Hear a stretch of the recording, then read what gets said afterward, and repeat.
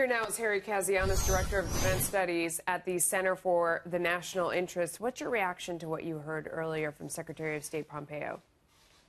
Well, Melissa, I think my reaction is I really appreciate that Mike Pompeo and President Trump want to get all the facts when it comes to this case with Saudi Arabia and the journalist Khashoggi. I mean, you can't construct a policy and you can't start considering potentially doing major damage to U.S.-Saudi relations if we don't have the facts. You can't construct a policy that way. So I was very pleased to see the president's remarks and Mike Pompeo's remarks that we're going to go where the facts lead.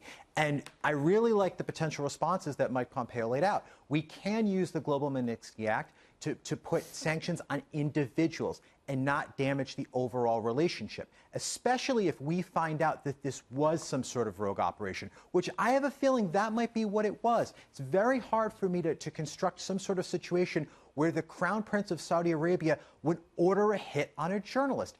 If you just think about it in a common sense sort of way, that doesn't make a lot of sense. Well, I mean, the argument is that he's drunk with power, and also that he's a 30-something-year-old person who is trying to hold on to a monarchy. And within his own family, there are so many threats from other people who wanted to be named the Crown Prince and were not, that, you know, he has to show that he's willing to do anything to hang on to power and exert power.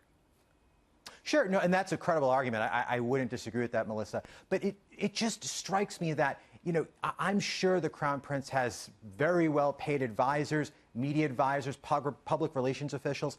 And, you know, if he's thinking about doing something like this, I'm sure even without those advisors, he has to have it in the back of his mind that the ramifications of doing something like this, hatcheting up a journalist in almost like a horror film sort of way, would be tremendous. So I think we're going to get the facts. But what I like here, Melissa, is that the president is not rushing to judgment, and I appreciate that.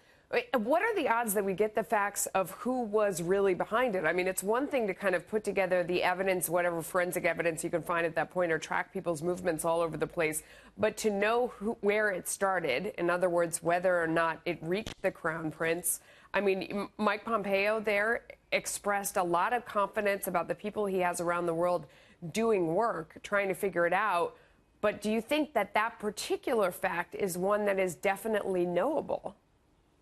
Well, that's the key fact. I think that's what everything hinges on this. And I think, Melissa, I think we're going to get there. I think we underestimate the vastness and the power of the U.S. intelligence apparatus. I mean, we have the ability to listen to millions of phone calls at will, to break into computer networks. I mean, we're very lucky to have those assets and to be able to deploy them when we need to. So I think combined with that, with probably the different physical evidence that maybe Gina Haspel is looking at right now, what we'll get from Turkey, from other actors, I think we'll be able to piece this all together, and I think we'll have a good idea, maybe potentially even by the weekend. What do you make of the Saudi action that we saw today? We keep showing those pictures of the Crown Prince along with the King receiving the member of Khashoggi's family that appears to still be in Saudi Arabia. I know there are a lot of reports about where his other children are and his ex-wife and the like, but we keep seeing that one picture. Do you think that that's current? I mean, do you think it was really taken in response to this situation? There we have it right there. And does that say anything to you? I mean, I think it's obvious they're trying to make this right. I think they're not exactly sure what to do. I think they've been taken off guard. And that's what makes me think maybe that the Crown Prince is not involved with this. I hope that is a current photo. I think it would blow up in their face if they, you know, were putting forward a dishonest photo or something like that. So again, Melissa, I still have to point to the fact that we have to wait for the facts to come out. You know, all the pictures in the world are great, but at the end of the day, it's the facts that really are going to matter here. All right. Hopefully we'll get to the bottom of it. Thank you. Harry Kazianis, we appreciate your time today.